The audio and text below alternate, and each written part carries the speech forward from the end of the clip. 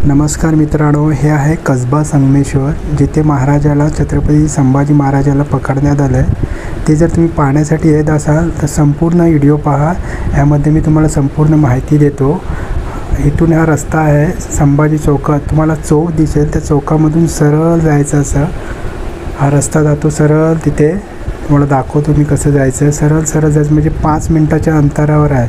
जो संभाजी चौक आहे ना कसबा, तिथून 5 मिनिटाच्या अंतरावर हा रस्ता आहे तिथे, आणि गाडीने 2 मिनिटांनी तुम्ही जाऊ शकाल।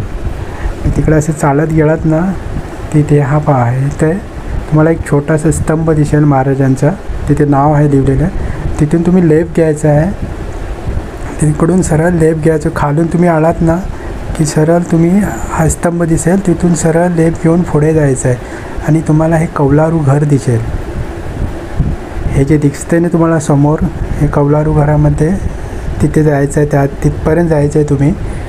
आणि तिथून आपण सरळ थोडा म्हणजे 2 मिनिटाच्या अंतरावर तुम्हाला तो वाडा दिसेल।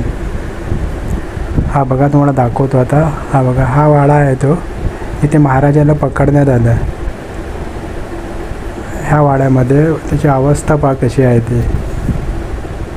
ह्या वाड्यामध्ये महाराजाला इथून पकडून घेऊन गेले, आणि इथून ते झालं ना, तुम्ही बघितलं ना, ते तिथूनच खाली एक रस्ता जातो, तुम्हाला दाखवतो। इथे पुरातनकालीन मंदिरे आहेत, खूप असे म्हणतात इथले माणसं लोक सर्व, की एका रात्रीत बांधलेली ही 5 मंदिरं आहेत इथे।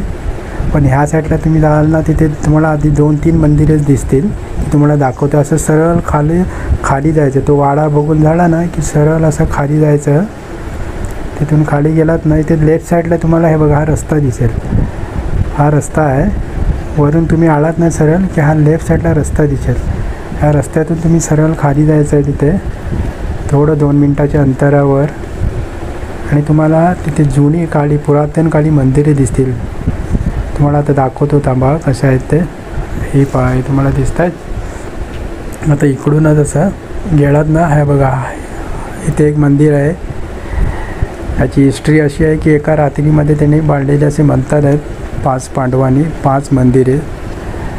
ते हे एक मंदिर आहे, लोक येतात इथे दर्शनासाठी। तुम्ही पण आलात ते नक्की इथे पण तुम्ही व्हिजिट करू शकाल। खूप सुंदर अशी मंदिर आहेत, आणि तिथूनच असं पुन्हा पुढे गेलात ना, तुम्हाला एक दुसरं एक मंदिर दिसेल, ते पण जुनं मंदिर आहे बांधलेलं। तिथे पण तुम्ही दर्शन घेऊन मग तिथून असे 2-3 इथे मंदिरे आहेत,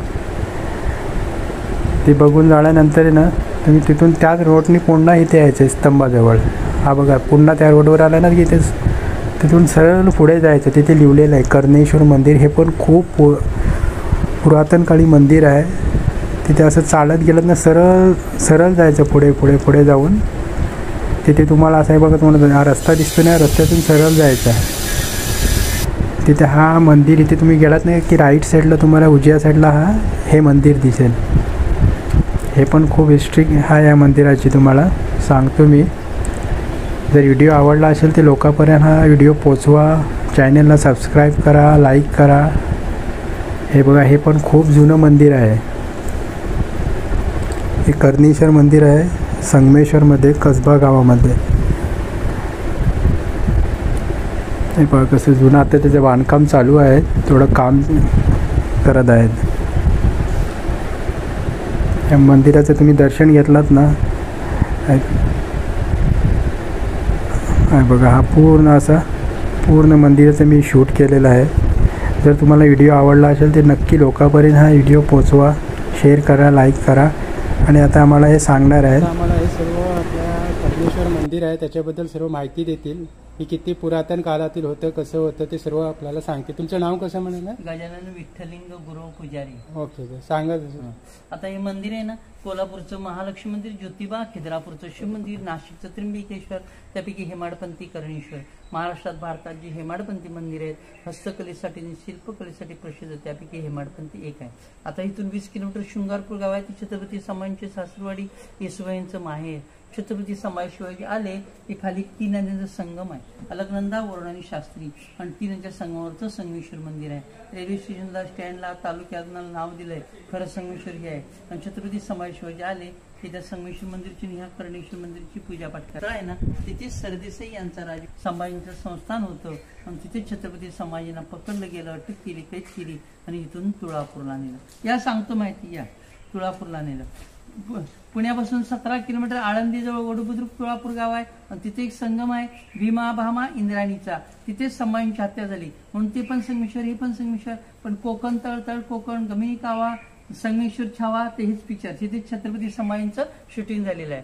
आणि छत्रपती संभाजी शिवाजी आले या कर्णेश्वरचं आणि संगमेश्वरची पूजा पाठ करायची. पुतळ्याजवळ संभाजीला पकडलं, अटक केली, कैद केली, इथून तुळापूरला नेलं, तिथे आता आली. आता इथून 5 किलोमीटर सप्तेश्वर मंदिर आहे, 3 किलोमीटर गरम पाण्याची कुंड आहे, तिथे जवळ आहे ते.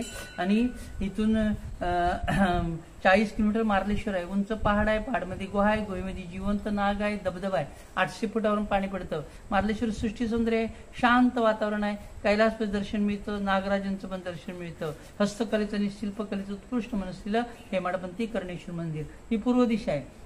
अजून सकाळी सूर्य उगवला तर प्रकाश किरण, सूर्यकिरण ते जातात. नंतर सूर्यदेवांचं दर्शन घ्या. म्हणून सूर्यपासून कुंतीपुत्र कर्ण, कर्णाचं कर्णेश्वर. पांडव जेव्हा अज्ञात असत होते तेव्हा धनुर्विद्या घ्यायला परशुरामकडे होते. परशुरामनं पांडवांना सांगितलं होतं, 6वा आपला कर्ण मोठा भाऊ होता. म्हणून कर्णाच्या स्मरणार्थ पांडवांनी बांधलेलं कर्णेश्वर मंदिर. आज 5 पांडवांची 5 ठिकाणी 5 ताटं आहेत. दर्शन घ्या. आणि छत्रपती संभाजी शिवाजी आले की त्या संगमेश्वरची आणि कर्णेश्वर मंदिराची पूजापाठ करायची. ओम नमः पार्वती पदे हर हर महादेव. हीच मूर्ती